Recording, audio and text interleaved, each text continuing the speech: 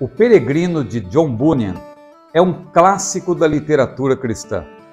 Escrito em 1678, este livro, depois da Bíblia, é o livro mais lido por todos os cristãos e que já foi traduzido para 200 línguas. Este livro realmente é um livro maravilhoso porque retrata a jornada de cristão, um personagem ficcional, evidentemente. Cristão, ele inicia sua jornada na cidade da destruição, procurando chegar à cidade celestial. Isso nos parece muito familiar, não é mesmo? Os críticos deste livro dizem que ele foi inspirado na Divina Comédia de Dante, mas nós sabemos que, na verdade, este livro foi inspirado na própria Bíblia.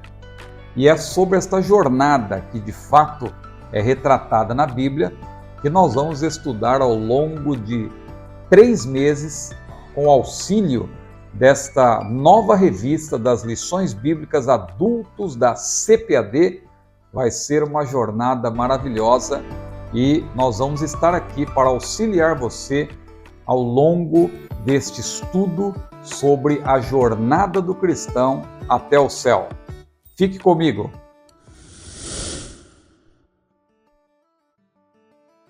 Seja bem-vindo ao meu canal, eu sou o pastor Ciro Sanches Ibord. Este livro que eu estou relendo, O Peregrino, que é um clássico, você pode adquirir a várias editoras que o publicam, é um livro de domínio público, mas esta edição aqui que eu estou lendo é do Jardim dos Livros, que diz aqui, na sua 4ª capa, depois da Bíblia, este é o livro mais lido em todo o mundo há mais de 3 séculos. O Peregrino, do inglês John Bunyan, mantém-se atual porque trata da essência da vida humana, a busca da felicidade. Muito mais que isso, é a jornada do cristão até o céu, que nós vamos estudar nas novas lições bíblicas adultos da CPAD. Muito bem, convido você a curtir este vídeo, a inscrever-se no meu canal, a tornar-se membro, como eu sempre tenho falado, porque o membro ele tem benefícios e um deles é justamente ter o esboço, o roteiro, que nós utilizamos para preparar essas videoaulas, que não é simplesmente um arcabouço, modéstia à parte, mas um estudo pormenorizado, detalhado, com bibliografia e também um comentário bem elaborado. Mais uma vez eu digo, modéstia à parte. Muito bem, nós vamos direto ao assunto. Eu quero convidá-lo e convidá-la para lermos juntos o texto áureo e também a verdade prática da primeira lição, que será estudada presencialmente, se Deus quiser, no dia 7 de abril de 2024, cujo título é O Início da Caminhada. E vamos fazer uma rápida apresentação. Aliás, já temos um vídeo aqui no nosso canal de 15 minutos, mais ou menos, com uma apresentação, um review, na verdade, dessas lições. Mas nesta primeira videoaula eu quero também fazer uma rápida apresentação, assim como eu faço na última lição, uma rápida recapitulação. Na primeira, eu costumo fazer uma bem objetiva também, sucinta, apresentação do trimestre. Mas esta primeira lição, o início da caminhada, tem como texto áureo João capítulo 3, versículo 3. Jesus respondeu e disse-lhe: na verdade, te digo que aquele que não nascer de novo, não pode ver o reino de Deus. E a verdade prática diz-nos o seguinte: o novo nascimento marca o início da jornada do crente em Jesus Cristo. Muito bem, estamos então começando um novo trimestre, um trimestre que promete muito a carreira ou a jornada que nos está proposta. Claro, a carreira é um termo retirado da própria Bíblia, de Hebreus capítulo 12, a carreira que nos está proposta. Mas nós também podemos chamar da jornada, e é uma jornada até o céu. Nós vamos ter 13 lições, e aqui diz também nessa capa muito bonita, no subtítulo O Caminho da Salvação, Santidade e Perseverança para Chegar ao Céu. Ao longo de 3 meses, ou seja, de abril até junho, nós vamos estudar sobre a caminhada do cristão desde o novo nascimento, quando escolhemos, claro, entrar pela porta estreita, até o céu. E aqui já teremos 3 lições, porque a primeira é justamente sobre o novo nascimento, que vamos estudar hoje, o início da caminhada.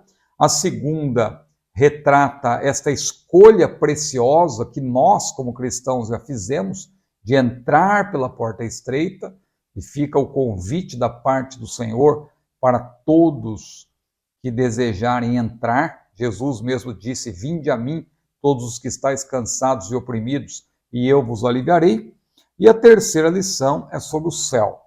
Então veja que nas 3 primeiras lições nós temos já um resumo de todo o trimestre, o início, o meio e o fim. Ou seja, o início com o novo nascimento, e também, claro, falando da importância na segunda lição da escolha, de entrar pela porta estreita e trilhar este caminho que é difícil, porque Mateus 7, 13 e 14 fala da porta e fala do caminho. Jesus falou: entrar pela porta estreita, porque larga a porta, espaçoso o caminho que conduz à perdição, e são muitos que entram por ele, porque estreita é a porta, apertado o caminho que conduz à vida, e são poucos que a encontram. Então, na segunda lição, nós já temos um resumo, porque ali se menciona o caminho, ou seja, já há uma menção à nossa jornada. E a terceira lição fala do céu. Então, observe que essas 3 primeiras lições, elas, na verdade, colocam a base para nós estudarmos de maneira mais pormenorizada. Depois, a partir da 4ª lição até a 10ª, veja, nós vamos estudar sobre como se conduzir na caminhada. Depois, os inimigos do cristão. Veja como isso tem uma semelhança com o livro O Peregrino. Quem já leu sabe que o Peregrino trata justamente disso. Mas claro que John Bunyan se inspirou na própria Bíblia. Claro que pode ter alguma semelhança com a Divina Comédia de Dante, mas claro que John Bunyan, como um pregador do Evangelho, ele sobretudo se baseou na Bíblia. As nossas armas espirituais, a lição 6, o perigo da murmuração, confessando e abandonando o pecado, resistindo à tentação no caminho, desenvolvendo uma consciência de santidade. Então, tudo isso aí você percebe. Eu já fiz um review, repito, falando da importância dessas lições que estão no meio, não é? Entre a terceira e a 11ª lição, você tem no meio aí a lição 4 até a 10ª, que é, na verdade, a pormenorização dessa jornada, das dificuldades, das bênçãos também que nós temos ao longo deste caminho. E depois, as últimas 3 lições nos apresentam, na verdade, a conclusão sobre essa jornada. Então, tem a lição sobre a realidade bíblica do inferno, para evidenciar e explicar que aquele que entrar pelo caminho largo, aquele que escolher continuar, na verdade, no caminho largo, porque a pessoa já está nesse caminho largo, ela pode fazer uma escolha de entrar pelo caminho estreito e ter um novo destino, que é o céu. Se ela continuar no caminho largo, ela vai chegar no outro destino, que é o inferno. Então, por isso que tem essa lição aqui importante, a realidade bíblica do inferno. E a lição 12, a bendita esperança, a marca do cristão. Veja que quem lê o livro O Peregrino sabe que o cristão ali, ele tem a esperança de chegar na cidade celestial. Ele saiu da cidade da destruição e está indo em busca da cidade celestial, que é justamente a última lição desse trimestre. A lição 13, a cidade celestial. Muito bem, então, aqui um rápido resumo, uma citação das 13 lições desse trimestre, lembrando que as 3 primeiras nos apresentam as bases, depois temos da lição 4 até a 10 uma pormenorização dessa jornada, e as lições 11, 12 e 13 nos apresentam uma conclusão também de todo esse assunto maravilhoso. Mas eu recomendo que você leia também o livro O Peregrino. Eu creio que é uma oportunidade de você que ainda não leu, ler este livro. Você que já leu, relê-lo, como é o meu caso, eu estou relendo. Eu tenho, na verdade, várias versões desse livro aqui em casa, e esse que eu estou lendo agora tem uma capa muito bonita. Inclusive, se você quiser presentear alguém com este livro, vai ficar aqui o link na descrição para você adquirir este livro, se desejar. Muito bem, então vamos lá para o assunto propriamente desta primeira lição. Você sabe que você que me acompanha, eu sempre tenho o costume de iniciar com uma abordagem sobre o texto bíblico. Toda lição tem um texto bíblico básico, uma leitura bíblica em classe. Quando os assuntos são mais teológicos, o autor ele acaba não ficando tão preso a este texto bíblico. Ele cita, claro, mas ele também recorre a outros textos. Mas no caso desse trimestre, nós temos um assunto mais bíblico do que teológico. Claro que tem elementos teológicos, mas é uma lição mais bíblica, uma abordagem da Bíblia pela Bíblia, a partir da própria Bíblia.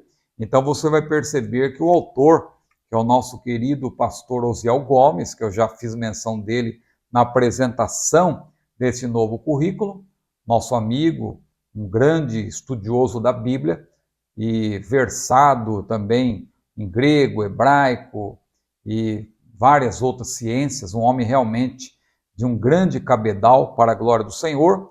Então você vai ver que ele faz uma exposição do texto. E nós também vamos seguir nessa mesma linha, procurando apresentar aqui subsídios para que você possa ter um melhor proveito deste estudo. Então, o texto bíblico desta primeira lição é João capítulo 3, versículos 1 a 8, que trata justamente daquele encontro que Jesus teve com Nicodemos. Esta perícope de João 3, 1 a 8, apresenta-nos então esta conversa, na qual está contido também o valioso ensino acerca do novo nascimento, que engloba regeneração, justificação e santificação. Claro, quando falamos de novo nascimento, estamos falando dessa bênção tríplice: justificação, não apenas regeneração, a regeneração faz parte, mas também justificação e santificação, porque a salvação plena, ela é tríplice: regeneração, justificação e santificação. Regeneração tem a ver mais diretamente com o que nós chamamos de novo nascimento, é uma nova vida, é regenerar, porque na Bíblia você vê verbos assim como gerar, degenerar e regenerar. Então Deus gerou, o ser humano pelo seu pecado sofreu e vem sofrendo os efeitos deletérios do pecado, ou seja, houve uma degeneração, mas quando ele recebe Jesus e a salvação em Cristo na sua vida, ele é regenerado. Ele é também justificado, ou seja, a sua ficha fica limpa perante Deus. Claro que se ele tiver cometido crimes perante a lei deste mundo, ele terá que cumprir a pena e quitar também a sua dívida com a justiça da terra. Mas no que tange a justiça divina, o Senhor Jesus foi muito claro: aquele que ouve as minhas palavras e crê naquele que me enviou, tem a vida eterna, e não entrará em juízo, ou não entrará em condenação, mas passou da morte para a vida. E a santificação, claro, ela tem o seu elemento instantâneo também. No momento que a pessoa ela é salva, ela nasce de novo, ela é declarada santa pelo Senhor. Claro que a santificação também, ela tem o seu aspecto progressivo, não é? Não é porque você foi santificado de imediato que você, uma vez santo, sempre santo. Você tem que também se santificar. A Bíblia diz: segui a paz com todos e a santificação, sem a qual ninguém verá o Senhor. Então, vamos dar uma olhada rápida neste texto. Ele está aqui no texto da lição, no corpo do texto. Você tem a leitura bíblica em classe, João capítulo 3, versículos 1 a 8. Então você tem aqui o primeiro versículo, E havia entre os fariseus um homem chamado Nicodemos, príncipe dos judeus. Então, quem era Nicodemos? O texto responde: ele era fariseu, ele era uma autoridade, porque era um príncipe entre os judeus. Possivelmente, ele era membro de uma família aristocrática, pelo que tudo indica. Seu nome é grego, vem de Nikos, que é vitória, e demos, que é povo. A palavra autoridade ou príncipe aqui, portanto, sugere que ele era talvez um membro leigo do sinédrio e não um dos grandes sacerdotes, que no grego seria archiereus. Ele é mencionado no Talmud, diz Elmer Towns, como um dos 4 homens mais ricos de Jerusalém e é considerado um discípulo de Jesus. No versículo 2, nós temos então o encontro de Jesus com Nicodemos. Diz a Bíblia que Nicodemos foi ter com Jesus de noite, talvez por medo. No entanto, era comum, devido ao frescor do começo da noite, esse encontro dos mestres. Os mestres costumavam se encontrar realmente à noite. Então não era algo incomum, assim, um mestre procurar outro mestre à noite. O encontro também pode ter sido noturno, porque ao longo do dia a multidão impediria qualquer reunião particular com Jesus. A Bíblia diz que as multidões o cercavam e era difícil alguém chegar-se perto dele para ter uma conversa particular. Agora, note que Nicodemos chamou Jesus de Rabi. Chamá-lo dessa forma e dizer também que ele vinha de Deus por causa dos sinais que fazia, demonstra que Nicodemos tinha respeito pelo Senhor e também a certeza de que ele era, no mínimo, um profeta do Altíssimo. Agora, o fato dele falar em plural, veja, quando Nicodemos disse, bem sabemos que és mestre, sugere que ele poderia estar representando ali o sinédrio, ou um grupo do sinédrio, porque ele fala em plural. Mas veja agora os versículos 3 e 4. Os versículos 3 e 4. Jesus respondeu e disse-lhe, na verdade, te digo que aquele que não nascer de novo não pode ver o reino de Deus. Disse-lhe Nicodemos, como pode um homem nascer sendo velho? Porventura pode tornar a entrar no ventre de sua mãe e nascer? Nós vemos aqui que o mestre foi logo direto ao assunto, foi direto ao que interessa, e disse para Nicodemos que aquele que não nascer de novo não pode de maneira alguma ver o reino de Deus. Nicodemos realmente não entendeu o que Jesus estava falando, porque Jesus usa um termo no grego para novo nascimento que diz respeito a nascer de cima, nascer do céu, nascer do alto, nascer de Deus. Só que Nicodemos, ao responder, ele usa o adjetivo aí deuteron, ou seja, chamando o nascimento, o novo nascimento, de um segundo nascimento, como se fosse um novo nascimento do ponto de vista carnal, como Jesus vai chamar esse nascimento, né? Nascimento da carne. Então Nicodemos chama o nascimento novo de segundo, deuteron. Ele entende que Jesus falava de um nascimento da mesma natureza do primeiro, ignorando o sentido do segundo elemento da expressão nascer de novo, que no grego é gênese anosen. Então essa expressão no grego, veja que a parte que adjetiva aí o novo nascimento, que adjetiva esse nascimento, pode ser, na verdade, definida como do alto, conforme Mateus 27, 51 e Marcos 15, 38, ou de cima, João 19, 11. Você vai ver que quando o mesmo termo anosen aparece, é no sentido de cima ou do alto, uma clara alusão a uma experiência sobrenatural necessária para ver o reino de Deus. Agora é interessante que esse segundo nascimento, por assim dizer, conforme Jesus falou, não é um nascimento natural, é um nascimento sobrenatural. E aí é importante notar-se o seguinte, que assim como a segunda morte é de natureza diferente da primeira, o mesmo se aplica ao segundo ou novo nascimento, o qual, inclusive, livra o ser humano da segunda morte. É interessante isso, não é? Nós temos até usado aquela frase de efeito que diz que aquele que nascer duas vezes só vai morrer uma vez.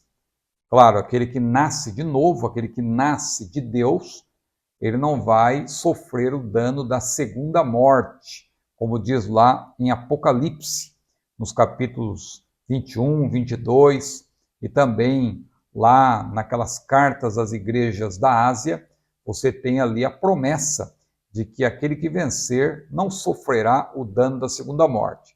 Aliás, se você desejar estudar sobre o livro de Apocalipse, toda terça-feira, ao vivo, às 21 horas, nós estamos fazendo uma exposição do livro de Apocalipse, capítulo por capítulo, versículo por versículo. Estamos examinando os 22 capítulos de Apocalipse, com os seus 404 versículos, e, claro, agrupados em 39 perícopes, ou parágrafos, que nós selecionamos para examinar aí ao longo de 40 videoaulas. A primeira foi uma videoaula introdutória e agora estamos examinando cada uma das 39 perícopes selecionadas. Então, você é muito bem-vindo, você pode também tornar-se membro, porque, repito, tornando-se membro do nosso canal, você vai receber antecipadamente o roteiro do estudo.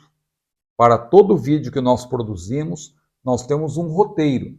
É o mesmo que nós utilizamos para apresentar esta aula, mas, claro, na aula não tem como explorar cada pormenor, e você, tendo o roteiro, você pode ampliar o estudo. Se você é professor de escola dominical, você tem esse roteiro.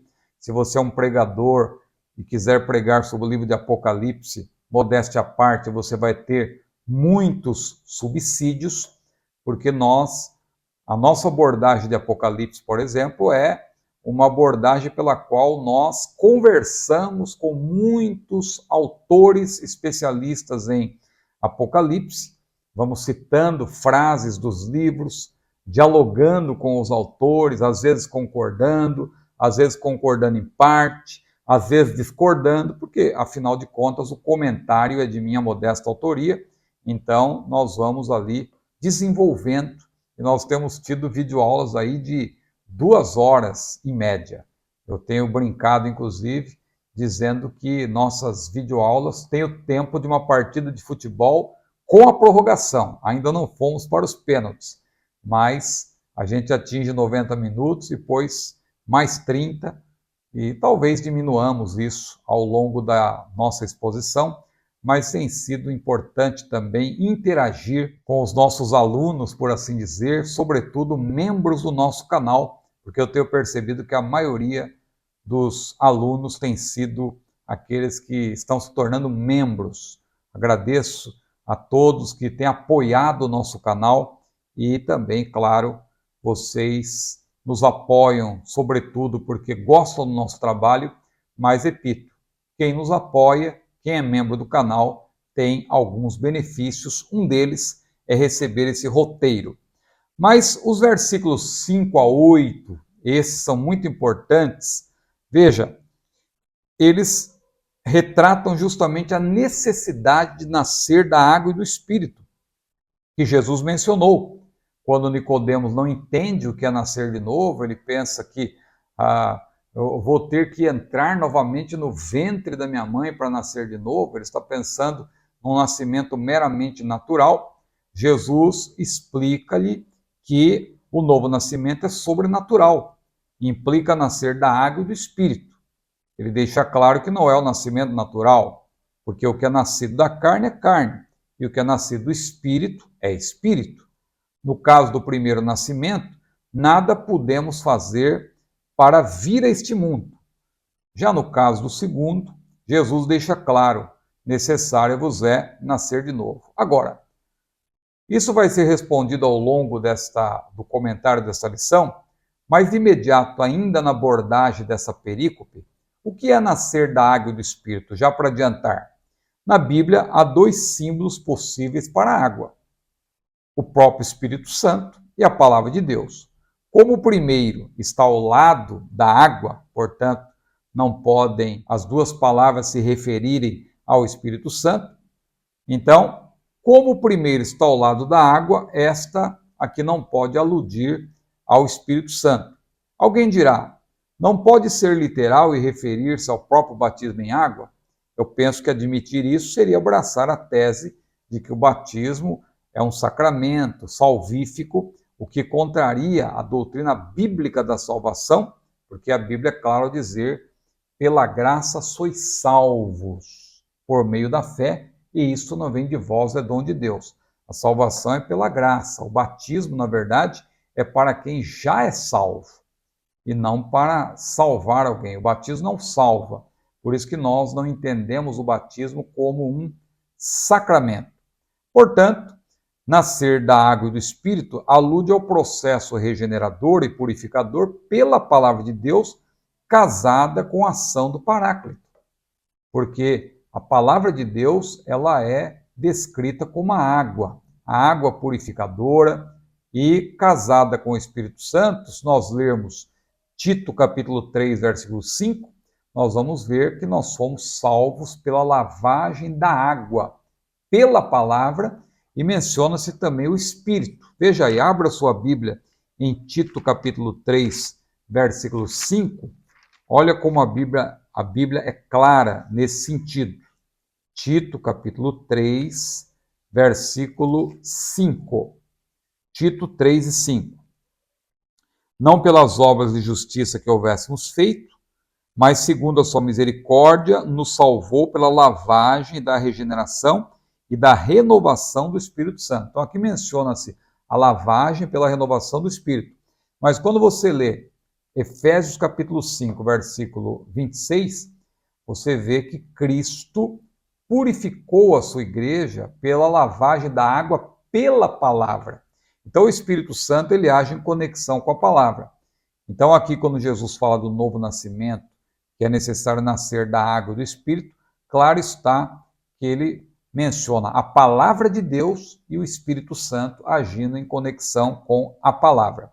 E finalmente, aqui para já começarmos a mencionar os tópicos da lição, nós já estamos comentando sobre eles, mas sem citá-los, mas ainda falando desta perícope, João capítulo 3, versículos 1 a 8, nós temos no versículo 8 um texto que para muitos é enigmático, em que Jesus disse, o vento assopra onde quer, e ouves a sua voz, mas não sabes de onde vem, nem para onde vai. Assim é todo aquele que é nascido do Espírito.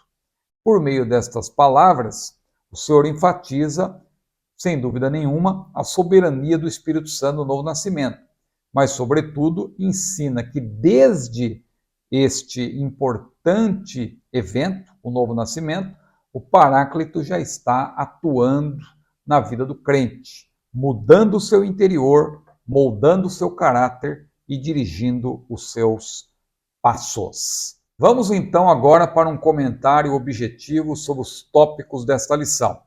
Você que acompanha o nosso trabalho sabe que eu faço essa longa exposição inicial, que não é apenas a introdução, porque a introdução, claro, precisa ser objetiva, sucinta, mas quando eu faço uma exposição do texto bíblico, é claro que eu já estou adiantando o que está no próprio arcabouço da lição. E depois vocês vão percebendo que na medida que eu vou expondo este esboço, este arcabouço da lição, você vai vendo a importância de nós fazermos essa exposição inicial do texto bíblico que está relacionado com a leitura bíblica em classe.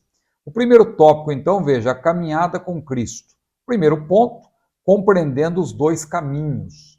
Então, aqui nós vamos ver que nas 13 lições desse trimestre será enfatizada a necessidade de se fazer a escolha certa, já que existe o caminho da vida ou da bênção e o caminho da morte ou da maldição.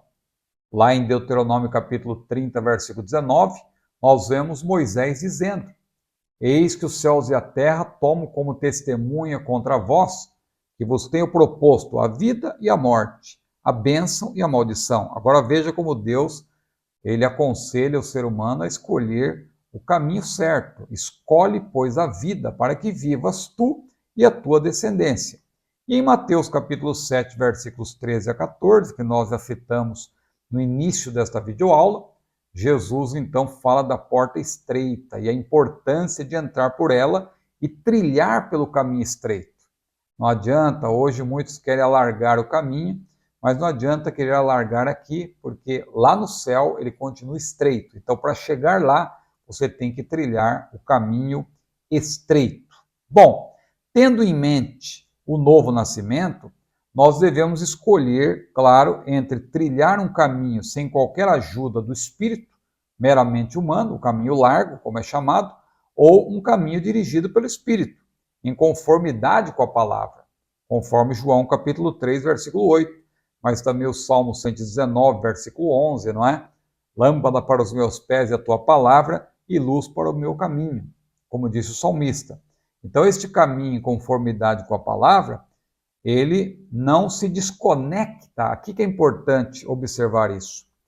Nós temos um caminho largo para trilhar, que é o caminho que o autor vai chamar aqui da vida humana, que tem o seu curso normal. Mas quando você escolhe, ao longo deste caminho, entrar por um caminho estreito, claro que esse caminho da vida humana, ele vai continuar, até quando Deus quiser. Mas agora você tem também um novo caminho sendo trilhado, que é uma nova vida em Cristo. A sua vida humana continua, mas agora você tem como destino certo o céu. Ao passo que aquele que não entra por esse caminho estreito, ele vai continuar no caminho largo, que vai naturalmente desembocar, por assim dizer, no inferno. Né? Então, só para entender melhor isso, no caso da vida humana, que o autor aqui bem detalha, todos nós teremos de trilhar esse caminho até o fim da nossa vida, pois Deus o estabeleceu para todos. Jesus se refere à vida humana quando diz o que é nascido da carne é carne. Então nós somos carne. Só que quando nós nascemos do Espírito, no novo nascimento, nós tivemos também aí um novo início. Ou seja, nós estamos trilhando, por assim dizer, dois caminhos paralelamente.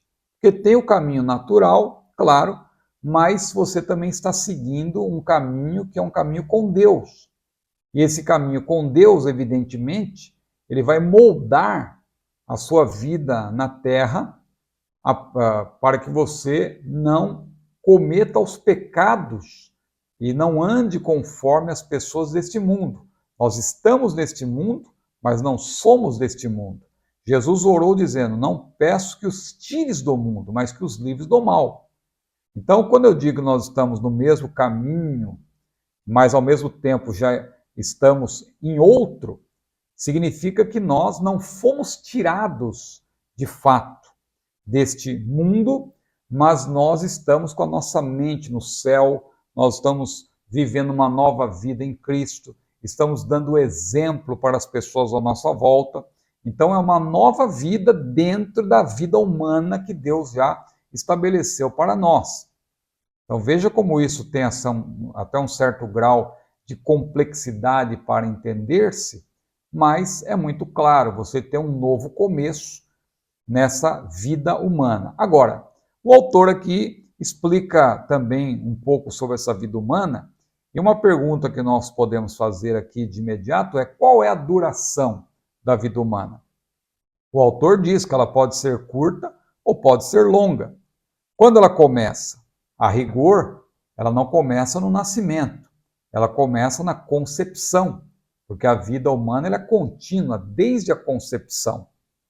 Quando, na verdade, o espermatozoide ele fecunda o óvulo, ali nós temos o milagre da vida. Ali o ser humano passa a existir.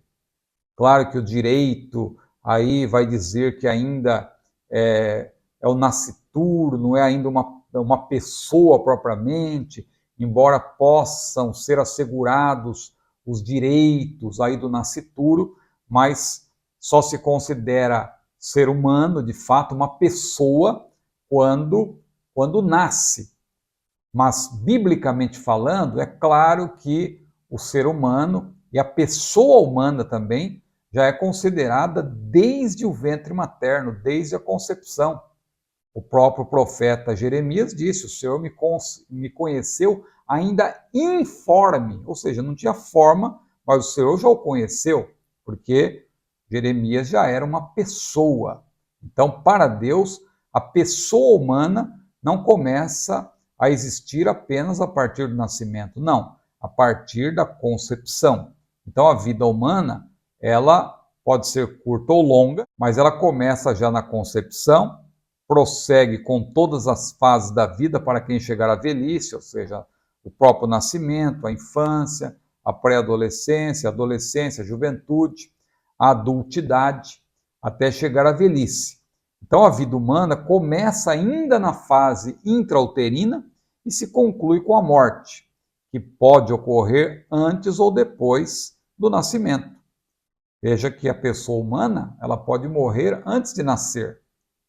Pode, porque, na verdade, se a vida humana começa na concepção, e se esta vida for interrompida antes dessa pessoa nascer, ela morre antes do seu nascimento. Agora, se a pessoa morre antes do seu nascimento, ela então não existiu? Claro que existiu.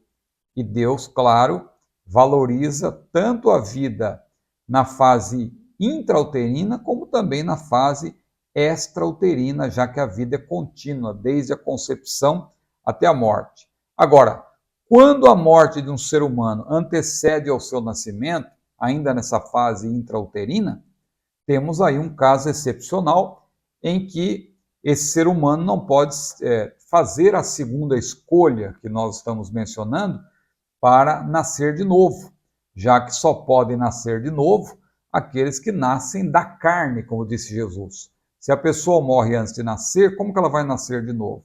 Não tem como. Então, nesse caso, nós temos uma excepcionalidade e a salvação também ocorre de modo excepcional pela graça de Deus. Porque tomando como base as próprias crianças na sua fase ali antes da idade da razão, Jesus foi claro ao dizer: dos tais é o reino de Deus. Tanto Lucas 18, versículo 16, como Marcos 10, versículo 14, mencionam isso. E aí eu coloquei no meu roteiro, você que é membro do meu canal, uma pormenorização disso, que eu não vou aqui explicar para ganhar tempo. Mas há teólogos aí que querem, na verdade, afirmar que as criancinhas que morrem antes da fase da maturidade, ou seja, antes da idade da razão, elas poderiam ser condenadas porque, segundo certa teoria calvinista, por exemplo, haveria aí uma eleição de uns para a perdição e outros para a condenação, e no caso da criancinha, se ela estava eleita para a condenação, ela vai chegar lá na eternidade e no dia do juízo, no trono branco, e vai receber a sentença. Mas veja como isso é incongruente com a Bíblia, porque a própria Bíblia diz, lá em Apocalipse capítulo 21, capítulo 20, capítulo 21, que Deus vai julgar segundo as obras. Agora, eu pergunto, que obras tem um recém-nascido que morre? Ou uma criança que morre ainda na fase intrauterina?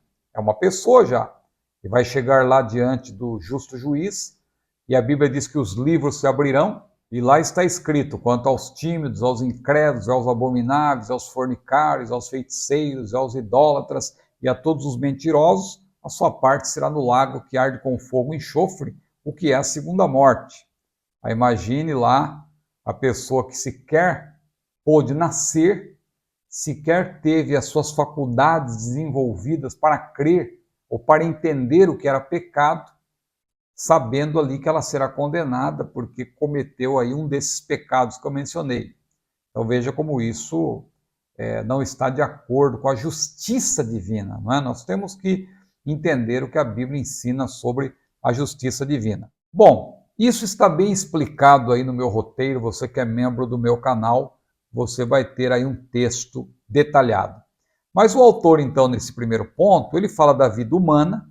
Só para entender, a vida humana é um caminho normal, natural. Claro que nessa vida humana você pode considerar que é um caminho largo, porque é neste caminho dessa vida humana que você vai continuar tendo, se não nascer de novo, uma vida de pecado, uma vida que ofende a Deus. Mas se a pessoa nascer de novo, claro, ela não vai trilhar meramente esse caminho, ela vai entrar pelo caminho estreito, que espiritualmente falando, ele leva para o céu, mas a pessoa continua na sua jornada humana. A pessoa não vai ser um super-homem, uma pessoa diferente das outras. Continua sendo um ser humano como qualquer outro, só que agora com um novo alvo. E claro, com uma nova energia, com armas espirituais para vencer as dificuldades, com poder para vencer, poder da parte do Espírito para vencer a tentação. É essa a diferença. Então aí vem a letra B desse primeiro ponto, que é a vida com Cristo. A letra A vida humana. A letra B, a vida com Cristo. O que é nascido carne é meramente carne. E assim continuará até o dia da sua morte. Agora, se for um servo do Senhor, sua jornada será diferente, pois o Senhor Jesus também afirma que o que é nascido do Espírito é Espírito. A história de todas as vidas humanas começa, evidentemente, na concepção, como eu citei, ainda na fase intrauterina. No momento em que o espermatozoide fecunda o óvulo, começa a vida humana. O novo nascimento representa o quê?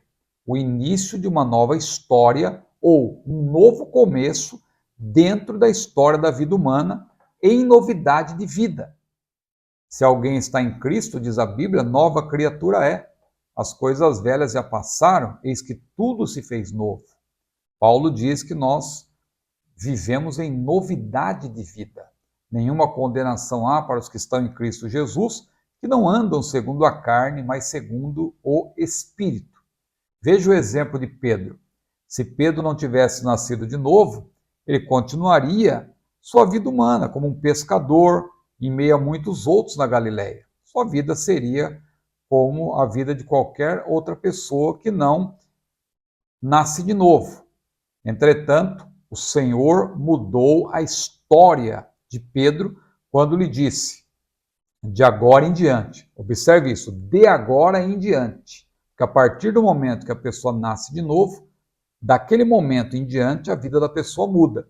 Por isso que Jesus disse: de agora em diante serás pescador de homens. Lucas capítulo 5, versículo 10. Claro que antes disso, Pedro já tinha tido algum contato com Cristo, através do sermão também, André, mas eu creio que foi nesse exato momento, quando Jesus disse: de agora em diante serás pescador de homens, que Pedro realmente teve ali um encontro com Jesus e a sua vida a partir dali começou a tomar um rumo completamente diferente. Pedro ainda errou, cometeu erros, mas agora ele tinha o objetivo de trilhar o caminho até o céu. Veja o segundo ponto, os três companheiros da nossa caminhada. Veja como o autor aqui ele faz um comentário realmente semelhante à história ficcional do livro O Peregrino, que eu mencionei no início. E aí você percebe como realmente o livro O Peregrino ele está completamente em sintonia com a Bíblia Sagrada. John Bunyan tinha em mente, sem dúvida nenhuma, o que a Bíblia ensina. Mas veja que como autor da lição, o pastor Osiel, fala dos três companheiros dessa jornada. Quando iniciou a nossa vida no ventre de nossas mães e nascemos em seguida, já éramos criaturas especiais de Deus, evidentemente, formadas e feitas por Ele de modo assombroso e maravilhoso, como diz o salmista no Salmo 139, versículos 13 a 16. Entretanto, só passamos a ser filhos de Deus quando nascemos de novo. É o que diz João, capítulo 11, ou melhor, capítulo 1, versículos 11 a 13. Diz que Jesus veio para o que era seu, mas os seus não o receberam. Mas a todos quantos o receberam, deu-lhes o poder de serem feitos filhos de Deus, a saber, os que creem no seu nome. Agora veja o versículo 13. Jesus, ao falar dos filhos de Deus, ele disse que eles não nasceram do sangue, nem da vontade da carne, nem da vontade do homem, mas de Deus. Olha como a Bíblia explica a própria Bíblia. Antes de Jesus falar com Nicodemos a respeito do novo nascimento, no capítulo 1 de João, você já tem a explicação de que o novo nascimento é exatamente nascer de Deus e não nascer da carne. Então, nessa nova jornada, nós teremos 3 companheiros, como o autor aqui destaca. O próprio Deus Pai, porque se somos filhos de Deus, Ele é nosso Pai, conforme lemos lá em Efésios capítulo 1, versículos 1 a 3, o qual, antes de tudo, é Pai de nosso Senhor Jesus Cristo, seu Filho unigênito. Jesus é o Filho unigênito do Pai, o único do gênero, por meio de quem nos tem abençoado com bênçãos espirituais nos lugares celestiais em Cristo. Como disse Paulo, bendito Deus e Pai de nosso Senhor e Salvador Jesus Cristo, o qual nos abençoou. Veja, o verbo está no passado, ele já fez, o qual nos abençoou. Não diz que nos abençoará, mas o qual nos abençoou com as bênçãos espirituais nos lugares celestiais em Cristo. Nesse relacionamento entre o Pai Celestial e seus filhos, ele tem cuidado de nós, como diz 1 Pedro capítulo 5, versículo 7, lançando sobre ele todas as vossas ansiedades, porque ele tem cuidado de vós. Ele cuida de nós espiritual, emocional, fisicamente, etc. Por meio da palavra de Deus, o Deus da palavra nos instrui e nos fortalece. Mas veja, além de Deus Pai, há um outro companheiro, que é o Deus Filho. Ao amar o mundo de tal maneira, ou seja, de maneira indescritível, ele enviou o seu Filho unigênito, como eu falei, do grego monogenes, que significa único do gênero. A rigor, Jesus é o único Filho de Deus. Nós somos filhos de Deus por adoção. Veja o que diz Gálatas capítulo 4, versículos 4 e 5. Vindo a plenitude dos tempos, Deus enviou seu Filho, nascido de mulher, nascido sob a lei, para remir os que estavam debaixo da lei, para que nós alcançássemos o quê? A adoção de filhos. Então, repito, a rigor, Jesus é o único Filho de Deus, título que se relaciona com a sua deidade absoluta.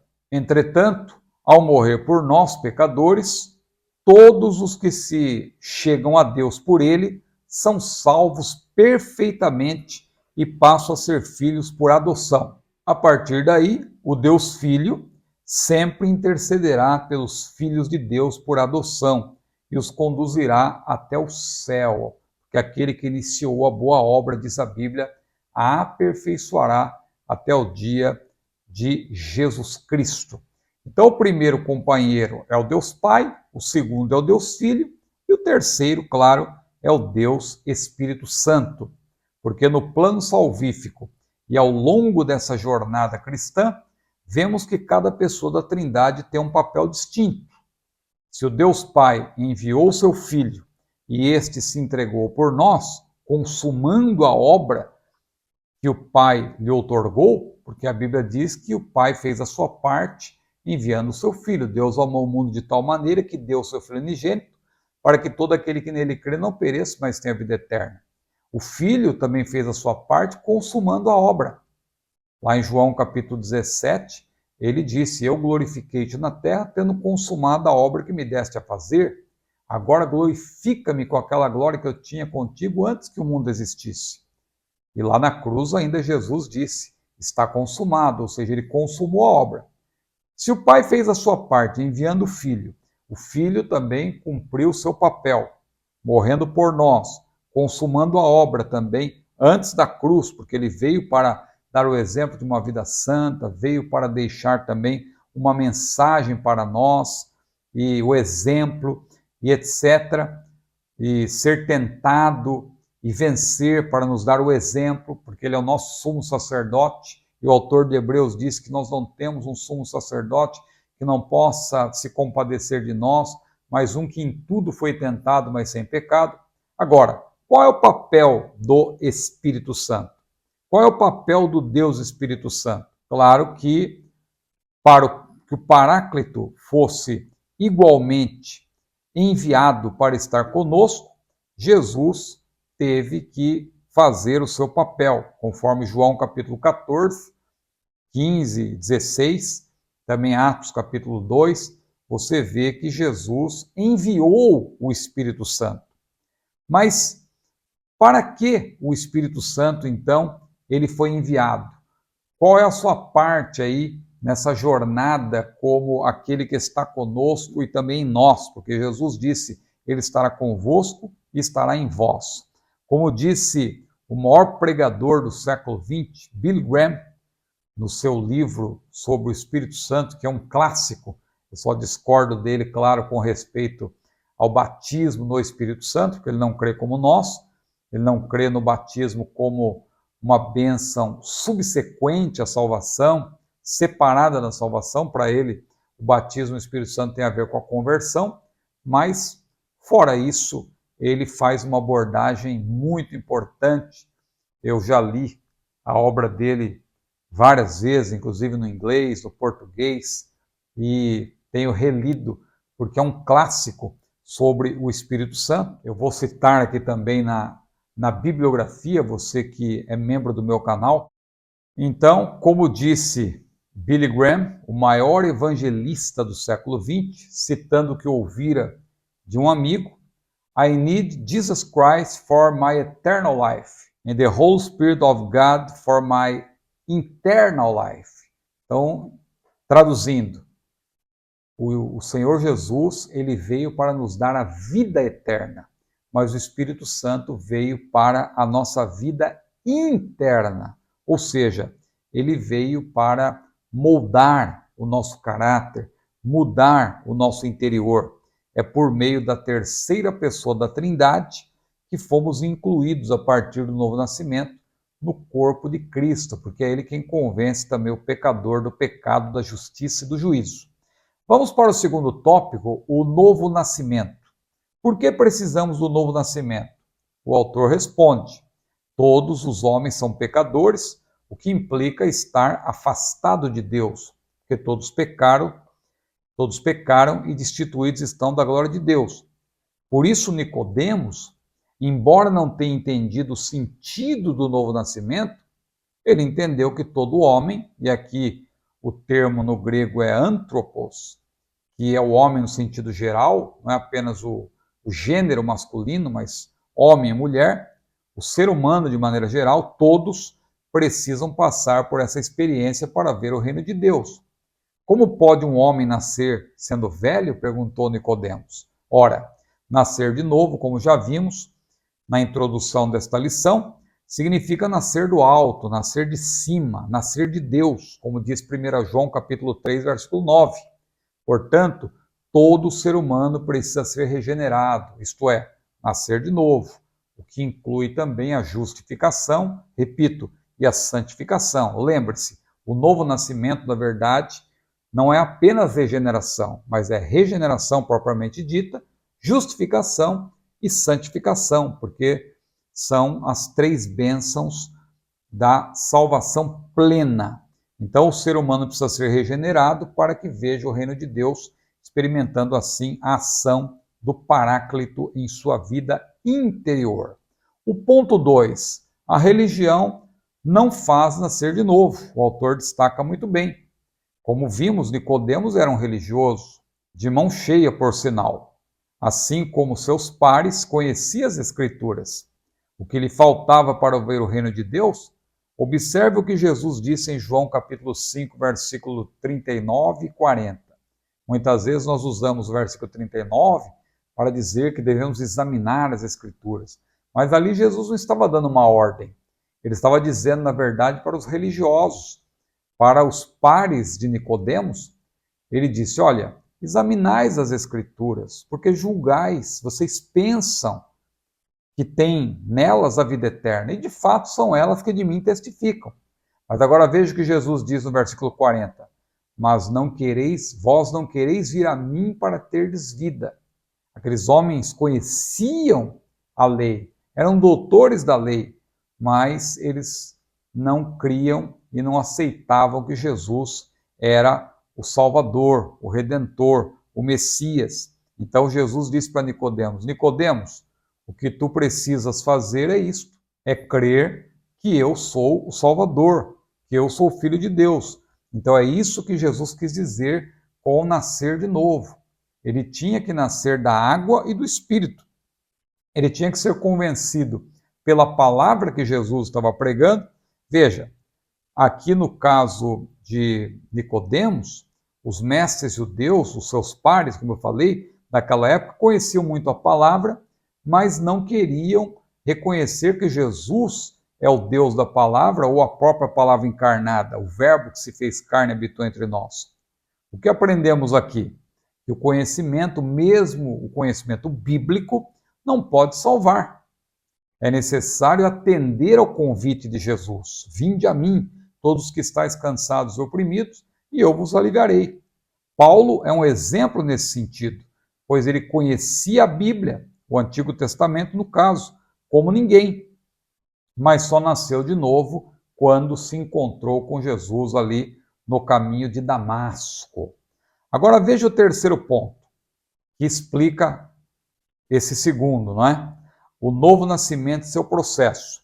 Este adjetivo novo, como já vimos, tem a ver com o que é do céu, com o que é de cima. Assim como a vida humana é um processo contínuo, desde a concepção até a morte, a nova vida com Cristo também é um processo. A pessoa nasce de Deus e continua vivendo em novidade de vida. Mas existe um processo específico também no próprio novo nascimento, anterior à jornada do crente regenerado, porque Jesus disse: aquele que não nascer da água e do Espírito não pode entrar no reino de Deus. O que é nascer da água e nascer do Espírito? Que eu já expliquei en passant no início desta videoaula.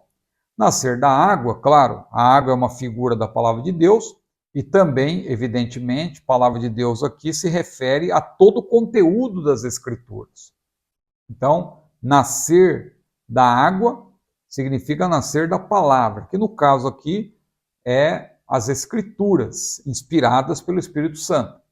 Para Nicodemos, evidentemente, essas Escrituras representavam o seu próprio conhecimento da lei, porque o Novo Testamento não existia na época, então nós estamos falando do Antigo Testamento, mas esta lei interpretada pelo Senhor Jesus, porque quando você lê Mateus capítulo 5 e versículo 17 especialmente, João capítulo 4, versículos 7 a 14, você vê que Jesus, ele lançava mão da escritura judaica, mas ele fazia uma aplicação para o reino de Deus.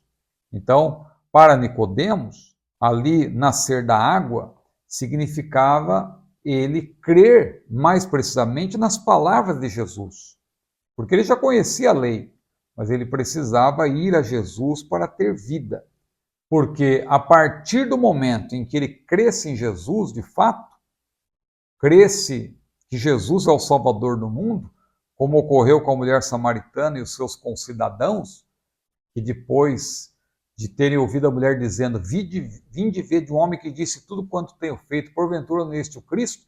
Eles foram lá ouvir e disseram para a mulher: mulher, já não é pelo teu dito que nós cremos, nós mesmos ouvimos, nós vimos que este homem é o Salvador do mundo. Então Nicodemos precisava também crer que Jesus é o Salvador do mundo, precisava crer nas próprias palavras de Jesus. Então isso tem a ver com nascer da água, nascer pela palavra.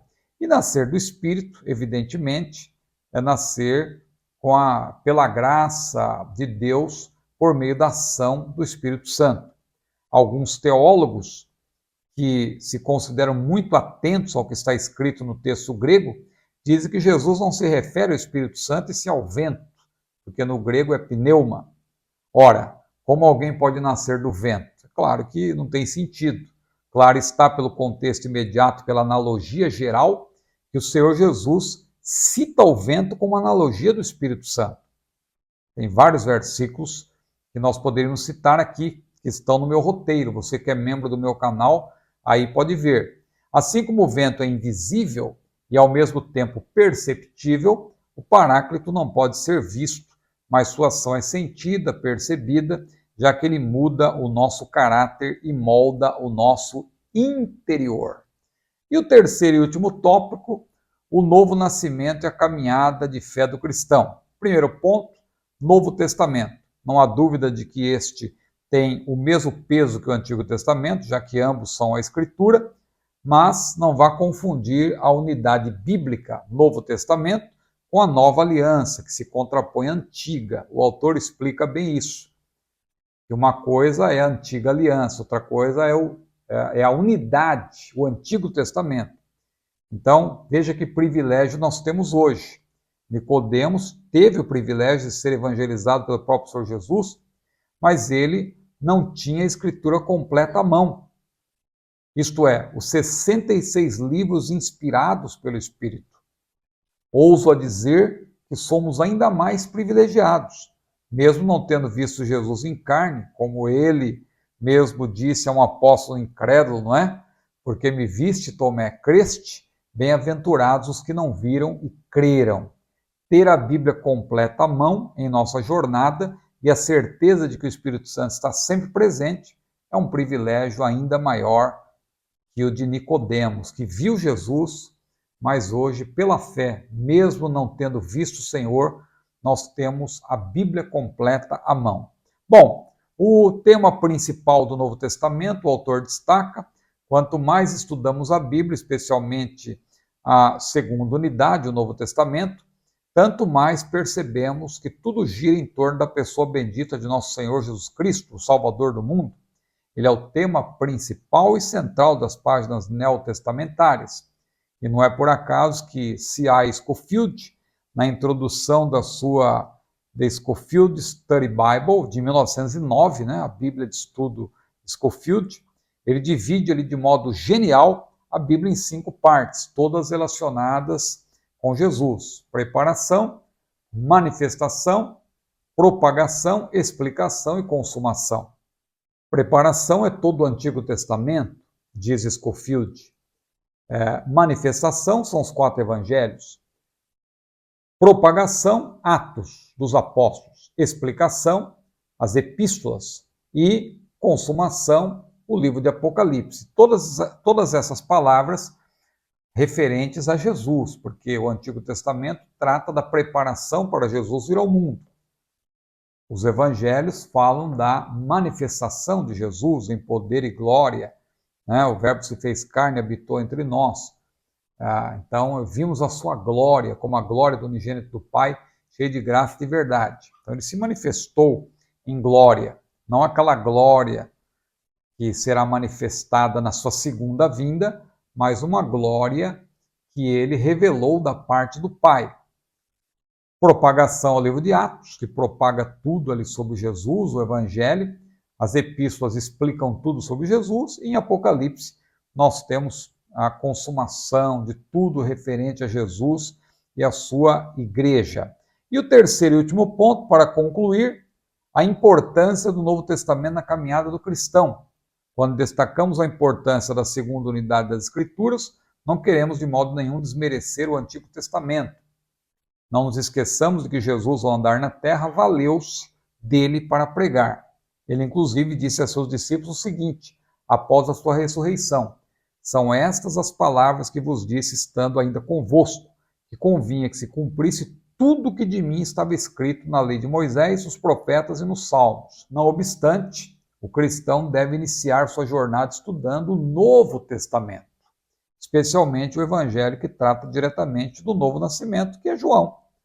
Aliás, eu deixo aqui, inclusive, para os membros do meu canal que receberam o roteiro, uma proposta de plano de estudo bíblico a todos os novos convertidos, especialmente, começando pelo Novo Testamento, mais precisamente com o Evangelho de João e os Evangelhos sinóticos, em seguida Atos dos Apóstolos, Gálatas, Tiago, Romanos, 1ª, 3ª João, 1ª, 2ª Pedro, Judas, Hebreus, as outras epístolas paulinas e, por fim, Apocalipse. Depois, o Antigo Testamento siga a ordem proposta pelo próprio Senhor Jesus, que ele falou de lei, profetas e salmos, ou escritos. Comece pelo Pentateuco, os primeiros 5 livros da Bíblia, em seguida passe para os livros proféticos de Isaías a Malaquias, depois leia os históricos, leia e estude, não é? De Josué a Esther, e finalize com os livros poéticos Jó a Cantares.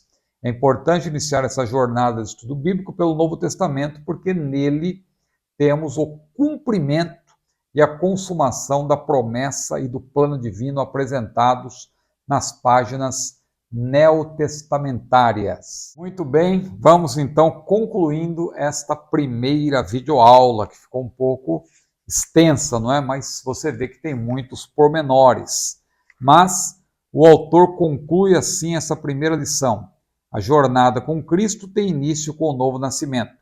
Ela se estende por meio de uma longa peregrinação. Lembre-se do livro do Peregrino, que eu recomendo a todos. Olha aqui, ó. Esse aqui, inclusive, tem uma capa bonita, né? Que é do Jardim dos Livros. Um livro muito bom que eu estou relendo. E vale a pena você reler esse livro para você que é professor, para esse trimestre. É muito bom. Então, O Peregrino e vários outros livros que eu vou recomendando aí ao longo desse trimestre. Comentário de João, que eu utilizei, e outros livros que vão ser utilizados. Você que é membro, eu coloco lá também na parte bibliográfica do nosso roteiro. Então, continuando aqui a conclusão, a leitura, a jornada do cristão tem início com o novo nascimento.